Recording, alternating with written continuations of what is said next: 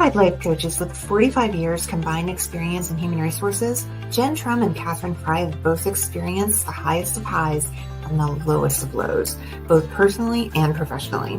And what they each know to be true is this: our mental, physical, and emotional health are the essential building blocks in order to thrive and shine in the field of HR. So in a first of its kind podcast, we'll be getting real and to discuss and share what has contributed to both our struggles and successes, with the goal of inspiring women around the globe to stand tall and take the necessary action to both thrive and shine in HR. Here are your hosts, Jen and Katherine. Welcome to Thrive and Shine HR. We are so happy you've joined us. Welcome. Jen, great to see you as always. So fun kicking off the week with you. I love it.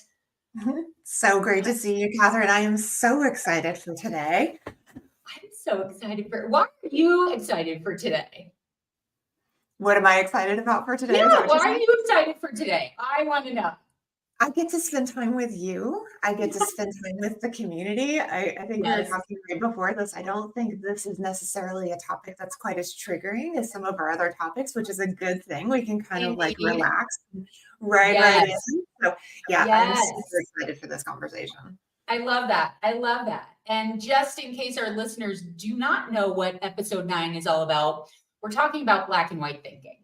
And the title of the episode is It's Never Black and White: Why Black and White Thinking Earned HR a Bad Reputation. Yeah, so it sounds like it's not so triggering for Jen, which is great, right? We love not being triggered. So Jen, I'm curious, just to go ahead and dive right in. When we talk about black and white thinking or black and white practices in HR, what are some of like the classics that you've heard of or that you've seen that have maybe perhaps resulted in unfair outcomes or litigation or damage to an HR department's reputation? What are just some of the classics? Oh my gosh. I think, we've talked about this so many times, but I think the role of HR in itself being in kind of this middle role between the company, between the employees. I think we get caught in this a lot.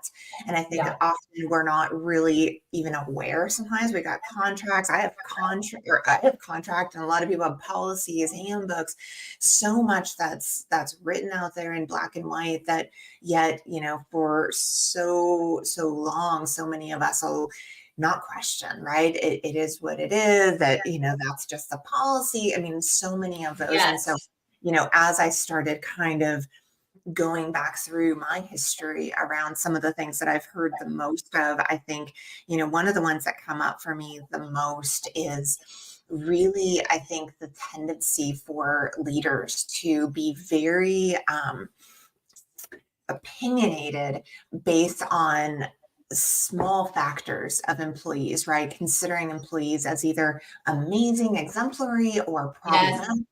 Based on small little factors. I just saw a speech of Simon Sinek's over the weekend where he talked about the shift in leadership from those individuals who are problematic and how much time leaders spend on, the areas that actually do not serve, based on, what actually is of helping people grow and evolve. And I think this in and of itself really encapsulates kind of the challenge, I think, for so many of us in HR. It's like, well, wait a second, we've been following these policies and contracts and, handbooks for all this time.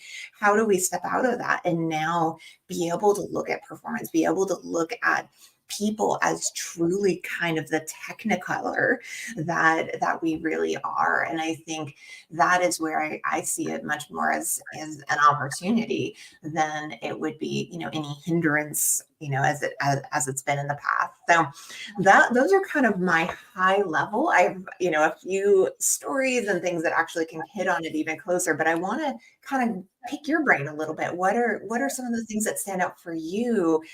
And maybe trigger, maybe not trigger. Well, I also did not feel super triggered, although classic, I went down memory lane. Of course, after 20 some odd years in HR, right? But something you just said that I hadn't thought of is that 80-20 rule.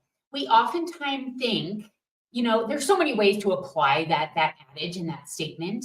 And we oftentimes say, I'm spending 80% of the time working on problematic employees, or the micromanagers, or the not so great side of HR, versus the 20% of the time of elevating HR, the 20% of the climbers, the high achievers, the exemplary employees. So you just made me think of another phrase that's used as black and white thinking that may inadvertently be disempowering and not serving us.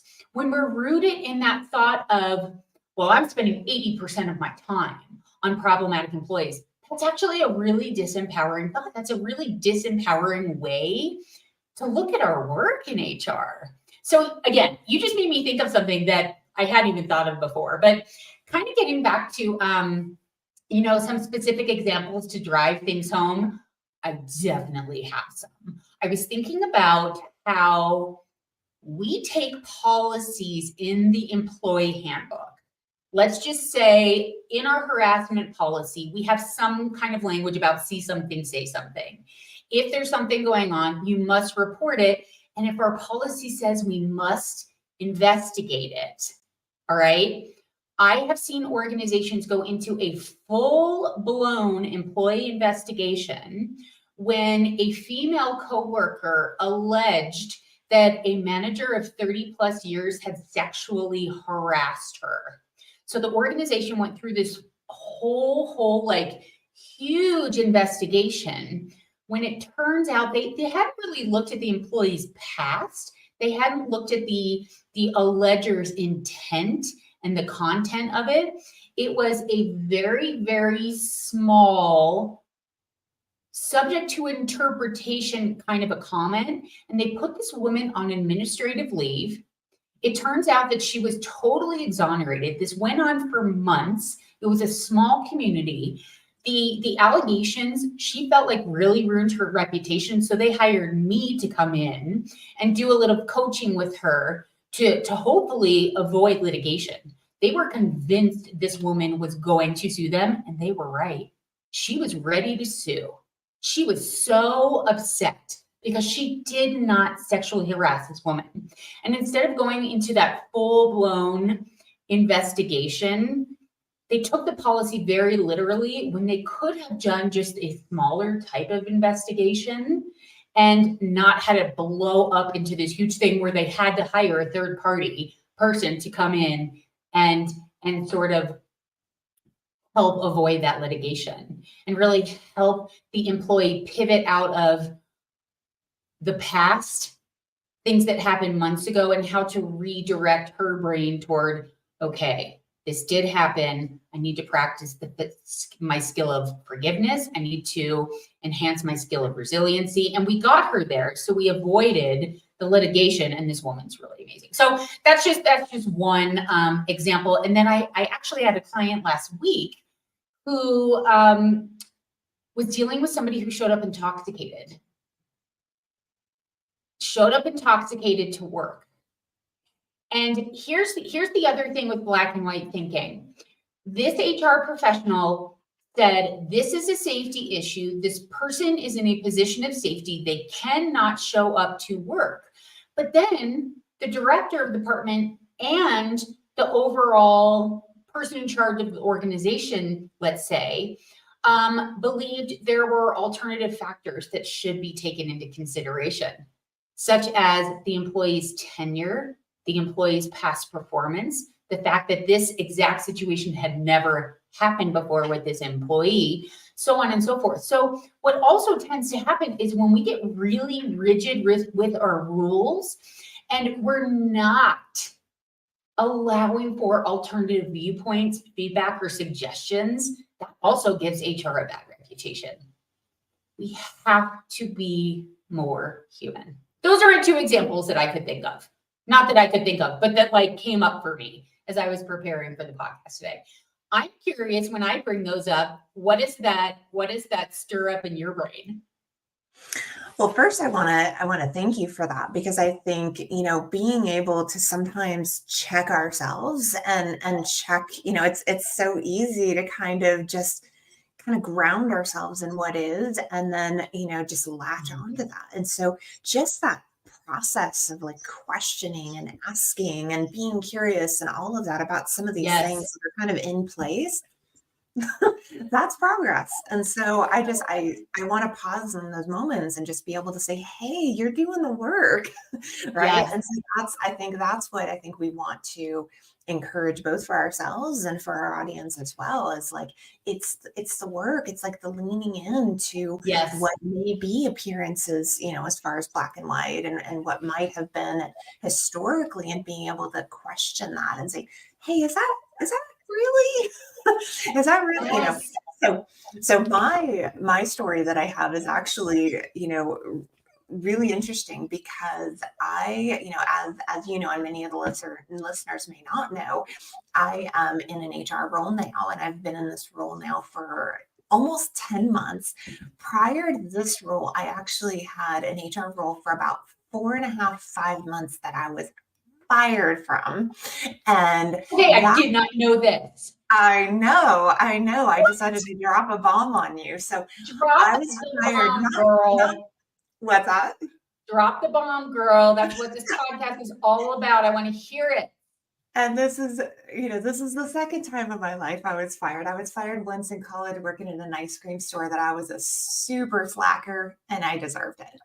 But this time, this Yes. was a really fascinating role that I had. So for those who kind of know my journey, I was in HR for 20 years, left the field for about a year and a half to do coaching, and then because of finances and life and all of that, came back into HR. The first HR role that I then took was end of 2022, beginning of 2023, so not that long Okay. ago. And it was a role where I basically took a kind of an HR business partner type role. It was a role Okay. that was um, somewhat easy for me, just based on, where I'd been in my career Yes. previously. It was Yes. basically a step into something that wasn't going to be too kind of challenging and overwhelming and that sort of thing. But anyway, so the role itself was one where I was working with about 300 or so employees. Okay. And the company, when they went through COVID, they did something different. I think every company out there, in all, with full compassion, every company did the best that they could when COVID happened, right? Like, how do we Oh yeah. track this? How do we manage it? How do we administer it? It was just a complete shit show. Yeah. And this particular company was no exception. They did something that they at the time felt like was the best at the time. So what they did is they started tracking electronically every type of absence that people were having, along with the details of the absences. And they had a, Huh. Yeah. a, a system that they had created to do that. So basically, it was like, in their mind, it was kind of an insurance policy, I guess, because of everything being so confusing and so Oh my crazy, right? gosh. So like, we're just going to track everything, right? Da, da, da, da, da, da, da, da. It was massively personal information, massively confidential information, right? Wow. So when I started, we had stopped doing that. And so we put an end to that very, very quickly. But there was the historical that was still in the system that they had been doing for over a year, right?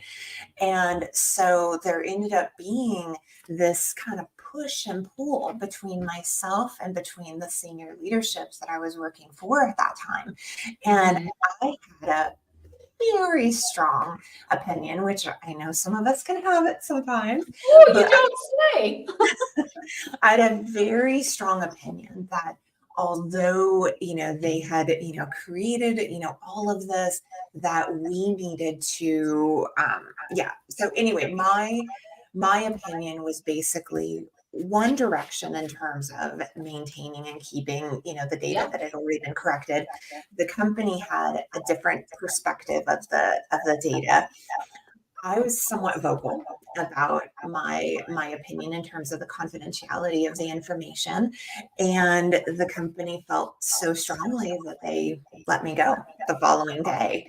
And it was one of those things that when it comes to the way that we look at things, right? The way that we can perceive things, we have to, at the end of the day, regardless of what's in writing, what's in black, what's in white, you and everybody out there have to go with your gut and heart. And I will never, ever regret standing up for what I knew was right, standing up for what I knew was, fair and just, Yeah. regardless of the consequences. And it was, looking back, I'm so grateful for that experience and so Yeah. grateful to have been fired, even though it was devastating at the time. I stood Yes. for my morals, I stood for my principles, and I stood for the right thing for the people. And that's Yes. a really tough thing for people in HR to do. I think sometimes, especially when it feels as though that weight above us is one that could potentially, right, obliterate us, right, when it comes to our Right. career and our reputation and our, Right. everything about us. And so many of us will then just sit back. We'll cower. We won't actually speak up in the moment where we know that's the right Absolutely. thing to do. And so Yeah. that was, something that happened that's not that far of a history that, Right. I think so many of us can learn from is, yeah, I got fired and I am really grateful I did. Yeah. And for those of us out there who have that fear and that tinge around not wanting to speak up and speak our truth because we know Yes. something may be wrong because of that fear of being fired, boy, like I think I could speak a whole episode on that, continuing to stay grounded in your truth, regardless of what those circumstances may be. That was a really long story, but I'm glad I I'm shared it so because it was grateful for this story because I have several clients in my HR 2.0 program, which is specifically for women who are more seasoned in the profession. I hate the term midlife. I'm just going to say it. It makes me cringe. I've got to do some thought work on it. But I have several women who've been in the profession for a while who have been fired. And the reason they hired me is because they can't get out of that negative thought pattern of shame. They're circling in shame. It's impacting their ability to perform in their current job. They're not letting go of the story of this happened to me. I'm a bad person. I don't deserve to be in HR. Or the story of I'm never going to be able to get hired again. They're still holding on to anger and resentment about the people who let them go. So, Jen, I got to tell you, I am going to have some of my clients watch episode 9 because you just articulated the difference between disempowered thinking and empowered thinking when it comes to being let go. Mhm. You learned from it, you're proud of it, and it has absolutely served you. And I have clients who are drowning because of how they have been treated. So thank you so much for just showing us when we can use our brain a little bit differently. That was really unexpected, and I'm so grateful. Thank you. Yeah, you're welcome. I think, when it comes to something like this, black and white thinking, when we are so accustomed to either see things as good or bad and right or wrong or this Yes, or that, I think yes, that was one of the experiences of my life that really allowed me to remain grounded in my truth and know that my intentions were good and what happened happened, right? Period. woo, And yeah, so, yeah, it is empowering and it's accessible to everyone, and so yeah.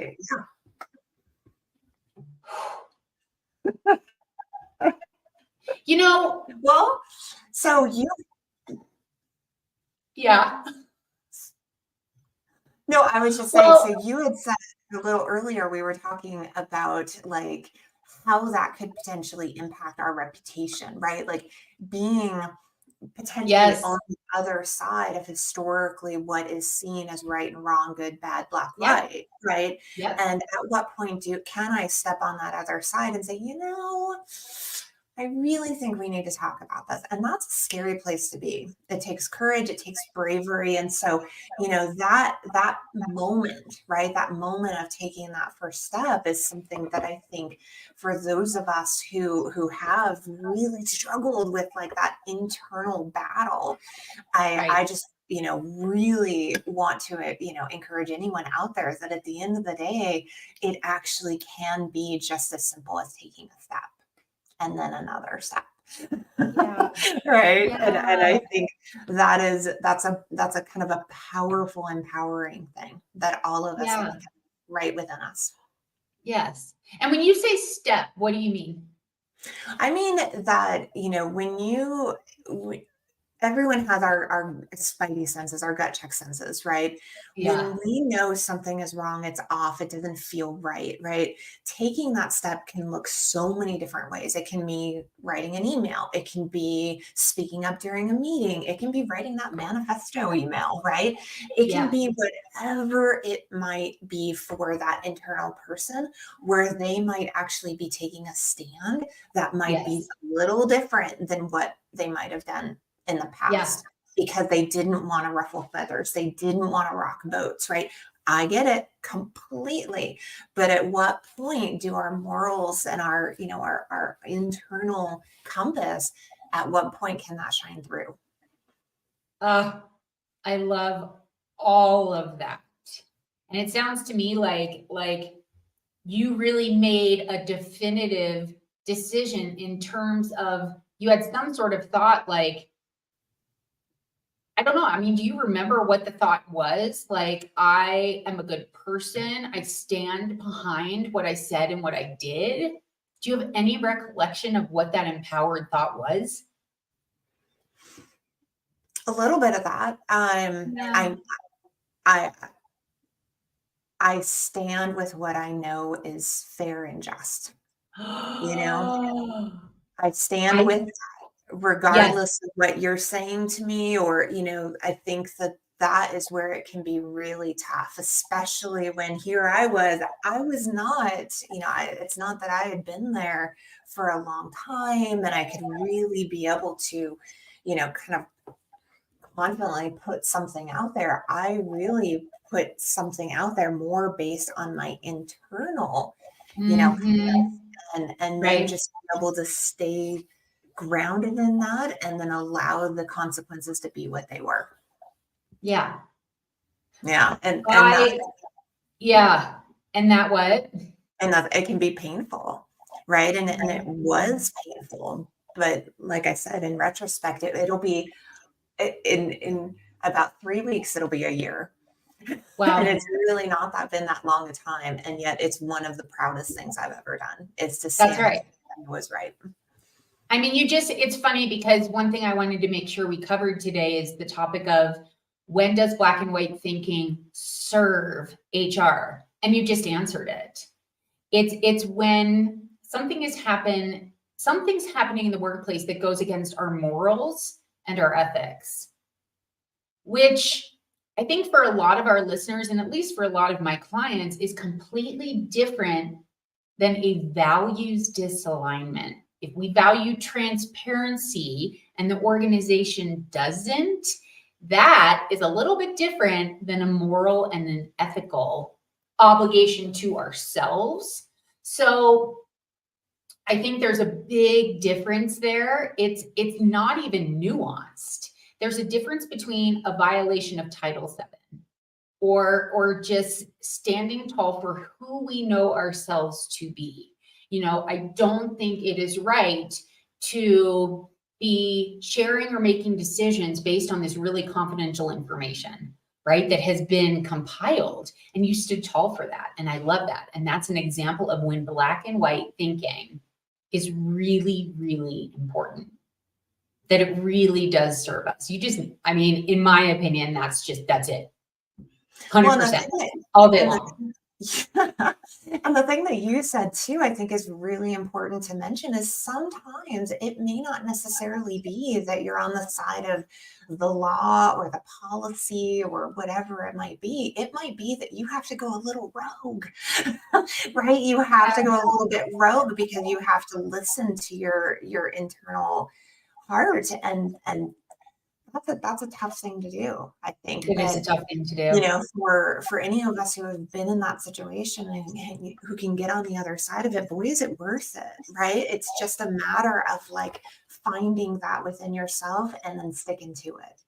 And it can be a truly like empowering thing personally to have that, to be able to say, no, you know what? Like this matters to me. And whatever comes of it, comes of it. I'm flashing back to when I was sued, the one and only time I was sued. And it was a while back. It was 2007, 2008. And a woman in a remote office, I was based in Colorado, she was in Texas. We had several offices in Texas. And she informed me that she was pregnant. And I did not tell anyone because she asked me not to tell anyone. And we were making layoffs across the country, across the globe, because it was 2007. So if you were in HR in 2007, you too were laying people off. This was the great, what was it? Not the resignation, the Great Recession. Sorry. So many things have happened over our 20 plus years in HR. Anyway, I did not tell anyone in the organization she was pregnant. She asked me not to. And the partners who were making the layoff decisions decided to lay her off with probably about a dozen other people in that same office.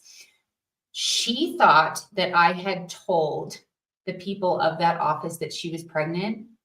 She made a black and white decision without seeking the facts at all, that I had told her secret, and that's why she was let go. So I got sued, and the organization got sued, and the people in charge of that office got sued.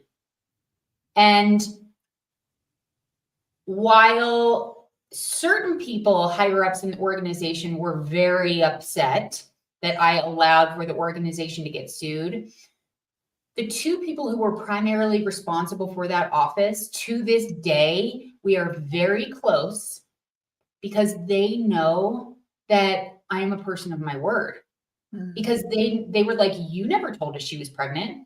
And I was like, damn right I didn't. She told me not to. So that's an example of a time where I had to make a decision. Was I going to stand behind my word, right? Or was I going to have a conversation? And I don't know if we would have done things differently. Maybe the lawyer, in hindsight, of course, hindsight's 2020, said that I should have told that employee, well, listen, I actually can't keep that confidential. It would behoove you to start telling people that you're pregnant. And to this day, I still bristle at that advice by the lawyer. I do too a little bit. I do. And, it comes with the territory of HR. Mm-hmm. When I am a vault, I have always been a vault. And I just can't, I don't know. It just wouldn't feel right to me sharing that kind of information. So I'll go to my grave knowing that I didn't tell anyone about it, and she can hate me all she wants, right? I mean, who knows? This is like 20 years later. But I know that I kept my word. I kept my promise, and I got sued. Yeah. Interesting. Yeah, I mean, and that happens, right? That happens. Yeah, I mean, that's always a possibility that even by doing the right thing and by trying to show up with, a good intention, that perception of that individual there wasn't anything you could do. Right. There wasn't anything that you can do. And I think I absolutely rebuke the attorney advice, because that is part of, I think, where we build trust, respect, and the things that we do within HR. There are going to be those times. And so, yeah, I think, from what you're telling me, you did absolutely everything that you possibly could. And unfortunately, it probably would have, it may have gone in that direction regardless. Right. Yeah. Oh, yeah. Those were interesting times for sure. For sure. Sure. I'm curious.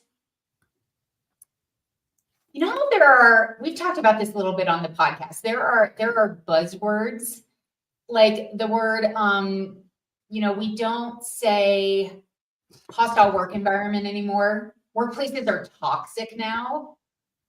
You know how that has shifted throughout our HR tenure. I'm just curious if there are some current phrases or buzzwords. Maybe it doesn't even have to be buzzy, but are there certain phrases that you hear in the HR world that are black and white and that don't serve us, that maybe our listeners don't even realize are rooted in black and white thinking?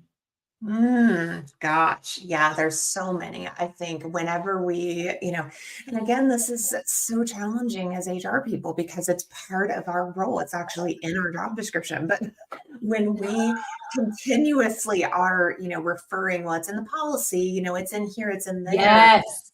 So often, I think we negate the opportunity to really lean into possibilities when we have our go-tos, right? Whether it's a policy, whether it's a guideline, whether it's a procedure. And that I get, I think I totally get and understand that can be a very easy, kind of thing to lean on, especially when our email boxes are over 200 and like there's so many reasons why going to some of those easy things makes sense. And yet I think, in our conversation today and so many other conversations we've had around getting curious, around asking questions, if you've got one employee who's questioning and challenging a policy, it might be time to take a look at it. But at the same time, it might not. I think having that judgment and being as open-minded as we possibly can be. One other that drives me a little bit crazy is things that are around checking it at the door, right? Let's check it at the door. Yeah, check it at the door. Right? That's something that's black and white that makes me insane because we tend to so often want to see these humans who are working for us and with us as being these incomplete bodies that then come and go and plug in.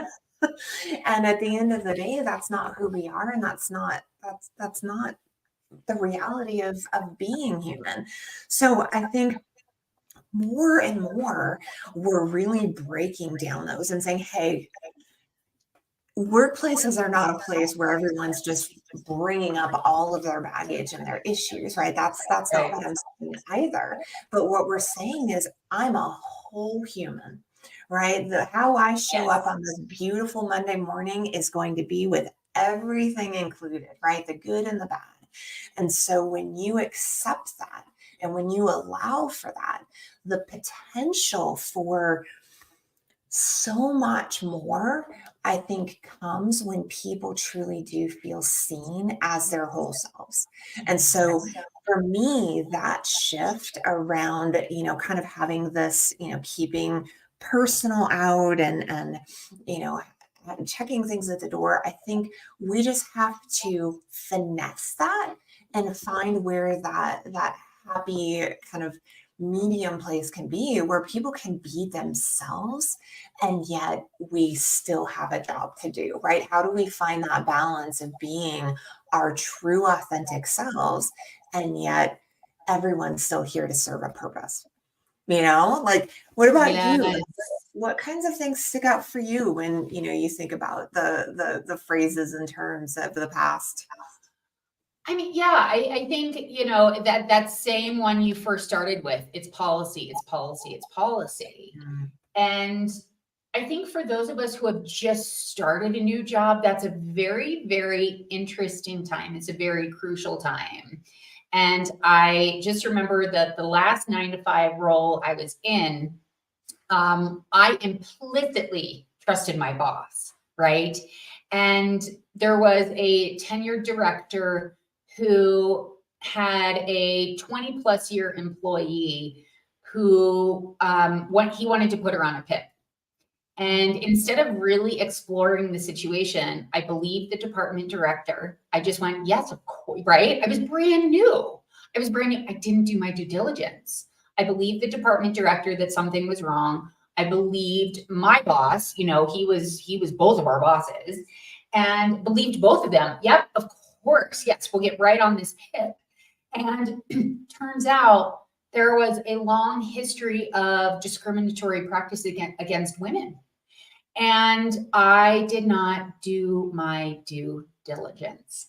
So for me, that was just very black and white thinking of, well, of course the department director is correct, right? So I just caution and just remind anybody who's new in your role, you are in HR for a reason.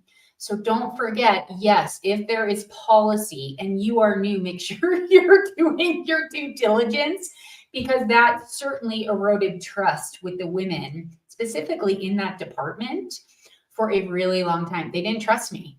And I was the first ever HR person. And that was a pretty massive, big misstep. And the other thing that's a little related to that is the black and white thought I hear often. Now, I coach HR women all over the world, right? And what I hear more often than not is language around perfection. It has to be perfect. This email has to be perfect. That is actually black and white thinking. Mm-hmm. And it's rooted in self-doubt. It surfaces as imposter syndrome. And I just caution every single listener that may be a little bit of a sneak, right? It may be a little bit of a surprise. Oh my God, I've never thought about that as black and white thinking. And when we are staying late, when we're working on an email because we're trying to get it so perfect, when we're working on that presentation, we're trying to get it so perfect, when we're not allowing ourselves to take a full weekend off because we're rolling out a new policy, we've got this deadline and it has to be perfect, we're driving ourselves crazy. We're showing our team members that work is much more important than our personal lives. And we're not allowing for imperfection. We're not allowing for learning opportunities. We're not cutting ourselves slack. And this can really perpetuate into, not to be alarmist about this, but it can. I mean, long-term, ongoing, unchecked stress truly does lead to health complications. And I just don't want that for anyone on this call. So just notice, I encourage listeners to notice when your thoughts are black and white and they're not serving you, and there may be a little bit of a sneak. Another one I hear oftentimes from my clients is micromanagers are the worst. And when we choose those thoughts, this micromanager is the worst, or this micromanager doesn't see how he's showing up in the organization. When we're sitting in judgment of people, Jen, you nailed it so early on in this podcast, curiosity is the antidote.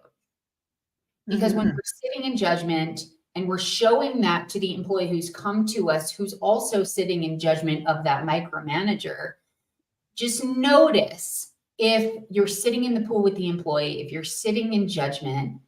And that's not our role in HR, to pass judgment. Conversely, our role is to be curious 100% of the time. It's a little bit of a sneak, and I don't think we think about those thoughts as black and white, and really being of disservice to ourselves and our organization. I don't know. What do you think about that? No, I think you're absolutely right. I think any time that we are in a position or taking a position where perhaps we're not really open to alternative or open to the possibility of a different perspective, I think that can be risky, right? And so how can we kind of do those gut checks to make sure that we are being as open-minded as possible. And for those of us who have been in the role for, a minute, it can be challenging, right? We get Yeah. into habits, we get into patterns that can be tricky to catch. You had mentioned the trusting of a leader kind of blindly, Yes. I think Yes. so many of us have struggled with that, right? Yes. Especially when we might be new to a role. We are so trying to kind of make a good impression, to climb up the ladder, to all of these things. And then we're put in a position, and I had one that was similar to that, where I had a Love it. leader who was very confident that they had a poor performer and wanted to do a final warning. And so we went through all of this. And at the time, this was somewhat early in my career. And I was the same as you. I didn't ask the questions that in retrospect, I have all the questions now. But it's like, that was what, 15 years ago. And at the Right. time, all I wanted to do was really be able to make sure that I am of service, to the leader and all of that. And so it really blinded me to the truth of it. And so several months later, what ended up coming out was a personal vendetta that had to do with, something that had happened years ago. Oh boy. At the end of the day, I felt responsible, right? And I Yes. think that's something that we do too. We'll then kind of Yes. put on up, I should have known, blah, blah, blah. And here I am 15 months later. I should have known, right? I should have asked the questions. I should have been more diligent. I should have been more curious. And I can look back on that from what it's taught me, from what I've learned, from how I've grown, and say that was exactly what I was supposed to do at that time. That's, Yes. I think, the key for every Yes. one of us, is to be able to kind of bring up some of these. I mean, me getting fired from a job, that's not exactly the most power move thing to share in a podcast. But it is, I think, where we learn our greatest gifts, right? Is when we do make a misstep in some way and say, wow, you know what? I was really not open. I wasn't very open. I just allowed something to happen, and I didn't ask the questions that in my gut I know should have been asked. And that's okay, And right? that's That's okay. okay. So Yes. that's what I want to give us permission for today. It's like, at the end of this episode, can we just all be okay when it comes to Yes. recognizing that we have been stuck in black and white thinking, for me, for years and years? Yes. And here I am, right here today, wanting to ask the questions so then I can try to continue to get a little bit more in Technicolor. And I Love think it's that. really that gap that really makes most of us uncomfortable. And we end up not venturing down it because it requires us to kind of pull out icky parts. And those icky parts are what I think, I mean, especially after I was listening to your story, I'm like, wow, what a beautiful thing to have happen to you, what happened to you. Yeah. Because now on the other side of it, you're so clear. It brings So clear. clarity, it brings awareness. And ironically, I don't know about you, Catherine, but for me, it brings a sense of peace to really be able to look 1000%. Yeah. To really what? back and be able to kind of almost embrace myself, embrace that younger version of myself, and be able to say that it's okay. It's absolutely okay. Right. Yeah. When I'm, my clients are in it. My clients who come to me, they are feeling stuck. They do not know how to move forward, whether they're early on in their career, they're lacking that confidence that does tend to come with experience. So they just, hire me because they want they want to develop their skill of confidence, essentially. So it's not me telling them what to do. I coach them in a way so that they are developing their confidence. And then conversely, my other clients are, sort of a little bit more experienced in HR, right? But they've hit some kind of a roadblock where they're spiraling. Maybe they want out of HR. Maybe they are just done. And that, by the way, is black and white thinking too. Mhm. So I just, every single time I'm working with a new client, I mean, one of the questions I always ask is, did you do your best with the information you had at the time? And the answer is always yes. So I just encourage our listeners that with the information you have right now, if you are in a little bit of a yucky or sticky situation or something that you're not, are you doing the best that you can with the information you have? Because, Jen, we're talking about a lot of hindsight because we are so far along in our career. We have done the thought work, both gone to coaching school, which I think gives you so many invaluable skills to do the inner thought work. And it's not therapy, it's not fixing the past, it's just choosing thoughts now that are useful and healthy about the past, right? So you and I have those skills, and not all of our listeners do. And I think, that the quick antidote, so to speak, is that just remembering we're human and remembering to be curious with ourselves and to notice when we're being judgmental of ourselves, and beating ourselves up is not serving us, right? And if anyone listening to this podcast is looking back or sort of sitting in judgment, beating yourself up because you're reflecting back on situations in the past, here's the best news ever. Like, you're catching it now. You're looking at it through a different lens now. And that's the most empowering, useful shift, to start choosing more useful thoughts when thinking about situations that, we're still beating ourselves up for, or we're in the middle of beating ourselves up for. Don't beat yourself up. There are different thoughts to choose. There are more useful, healthy thoughts to choose. Yeah. Yeah. I love that. I love that. And I think, it's just so normal for us to want to, kind of beat on, what may or may not have happened in the past. And I think one of the things that you and I have learned so strongly and want to make sure that we kind of repeat in terms of like our message to our listeners is around that ability to change at any time, right? That ability to pivot based on our new awareness and understanding of how it is we want to be able to show up, right? How it is we want to be able to be intentional. And that, for so many, I think, I just wrote down, we were talking about phrases and things that we've heard. And I think from the ability to change, right, internally, the one that I hear the most is it's too late. Right. I'm too late. Yes. It's too late. It's already passed.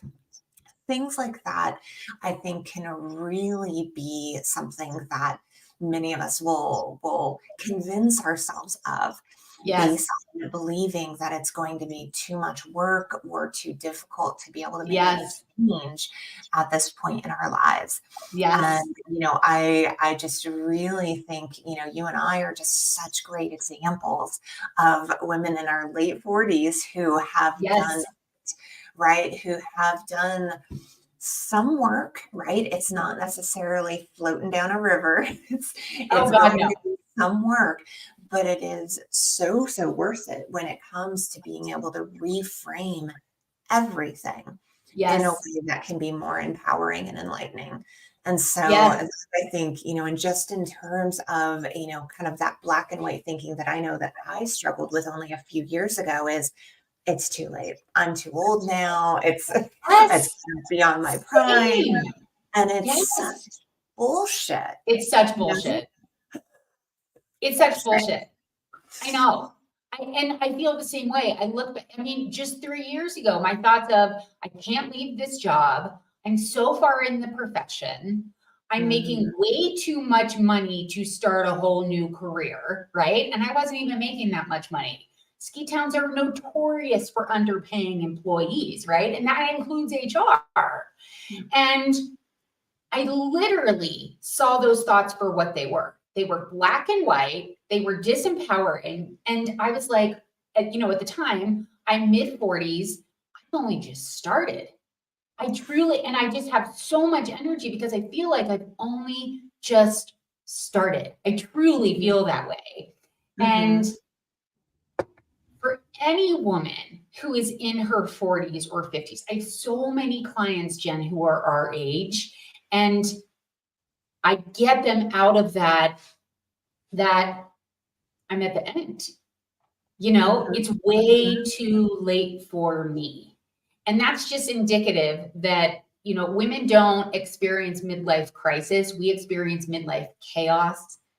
And it's been studied, and it's because we have a tendency to ruminate, which is very different than how men experience a midlife crisis. And most of my clients are women. It's just fascinating to me. So no wonder we're choosing these thoughts that it's too late, because we tend to stay in our head and we ruminate, and we can either go down these horrible spirals or we can spiral up. And you and I have done the work so that we're spiraling up. And I know you help your clients and your employees spiral up, and I'm doing the same. And it's the coolest thing ever. And I did not know, I didn't really have any examples of women in their 40s doing what I'm doing. I don't know many other women who have taken this step and really developed their skills of courage and confidence in midlife. Again, hate that term. But yeah, it's possible. And I don't know. I'd much rather feel this happy, this energized, this excited about the future than how I felt in my 30s. I'm not going to lie. My 30s were an ugly time. Truly. Yeah. And it really just comes down to being open, opening up to what we think we know, what we think is, what we think, like a lot of those things. And so it's really not as hard as anybody makes it out to be. It kind of goes back to what I was saying earlier. It's taking that first step. Yes. I love that. Having your program is so amazing for that, because literally people, all they need to do is kind of come in, whenever it best serves it. Yeah, I think having things like your program is so amazing for women out there, because the ability to kind of come in and really get those kind of tools to be able to see themselves in a different way is just so empowering and so powerful. Yeah, totally. That's exactly right. And so many of my clients, when I meet them, they are just rooted in that black and white thought of, I can't, I don't know how. And just the tiniest little hack, little thought upgrade to take the step that you're talking about is add the word unless. I can't unless. I don't know how unless. So for me, the work I do with my clients is all on thought work, because for me, it's the thoughts we need to upgrade so that we can step into empowered action. We can take that first step. And it's so easy. It's so simple. And once it's applied, that practice is instrumental. You can think it all day long. You can think, I can't unless, and then just sit there and look at those words. You actually have to finish the sentence. You've got to make that thought upgrade. And then you can. And also take it one step further. It's one thing to say it, and then it's a whole nother level when we do it. Another level. And that's exactly the thing. Right. When I was doing coaching, I would almost pull my hair out, because I loved my clients and I loved the women I work with, but so many of them would just be completely paralyzed in just the talking about it. And so, it can be so challenging, but yet at the same time, that's where the magic happens, is actually to be able to put those thoughts down and say, this is possible. I'm possible. And I'm going to take that first step. Yes, that's exactly it. Yeah. And just, that's the fun part of coaching for me, because it's no two women are the same. And then figuring out what that roadmap is, but it's never linear. It's never like you go from A to B. I mean, it's always circuitous, and it's never the same for every woman. And it's almost like they're in the driver's seat and I'm in the passenger seat. And when we come to a stop and my client doesn't know what to do, we work through the thoughts to then take that next empowered action step. And it's just the coolest thing ever because they're never alone. I'm literally like right beside them in the driver, right next to them. I'm like their co-pilot, but they're the one doing the work. They're the one in control, and I'm just there to support and get their thoughts back on track, get their actions back on track. It's just, I'm such a geek. I have so much fun with it. It's so fun. That's the best kind of coach though. That's how I know how instrumental you are in the growth of these women that you work with, because you do it that right way. So so amazing. Thank you so much for all that you do. Well, likewise. I mean, I say this all the time. And I said this to a woman, and I know we have to go because I know you have to go to work and I have to go outside and shovel and then come back and get my work done. We have so much snow, it's unreal. But there was a woman on Facebook I was messaging who's a member of your amazing Facebook group. And she said, thank you so much for all you and Jen are doing. Your podcast is really, really inspiring. You're really real. It's the only podcast where I really see people being real about HR. And it was such a compliment. But here's the thing, Jen. You are the type of person I need to surround myself with. I found you and I'm not letting you go because I believe that you and I are both so focused on the future. And we allow this grace with our past. We have learned from our past and we both adopted this growth mindset. And if I don't have you in my life, I'm not going to keep leveling up. And it just proves that point that, there's so many ways to say it, but you're the average of the 5 people you spend the most time with. And spending time with you is critical in my life. So I'm just so happy I found you. I'm so happy we connected the way we did. And you make me a better human. You make me a better coach. You make me a better consultant. So thank you. And I mean that from the bottom of my heart. It's just, you are next level. And I love, love, love how much you inspire me. So thank you. Oh, I love you. Love you. Thank you so much for that. I'm equally inspired by you, and I think we have really started something in terms of not only the podcast and the group, but I think these are the conversations. The more you and I have them, the stronger we feel. Stronger those women out there who are listening are going to be once they start having those conversations. Yes. Yes. Rather than just hearing it, but then actually applying it. Ooh, next level. Next level. So totally. I am here for every bit of that. Every bit of it. Yeah. It's almost like we're forming our tribe of women in HR who have a growth mindset. And even if you don't have a growth mindset, if you have a fixed mindset, but you see what a growth mindset can do, there's an opportunity to up-level. There's an opportunity to advance all the time.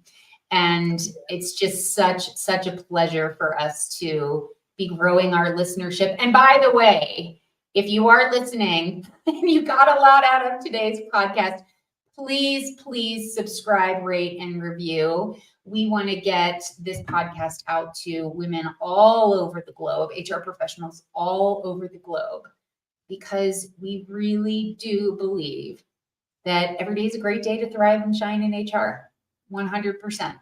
So different every day. Give yourself grace for the days that you've only got 20%, but we truly do believe that. So Jen, with that, I think we're out of time. I'm watching the clock tick and I'm like, oh my gosh, how did we go through an hour already? So Jen, for everything. So with that, I'm going to put our outro music in and wish everyone an amazing Monday. Thank you so much for joining, everybody.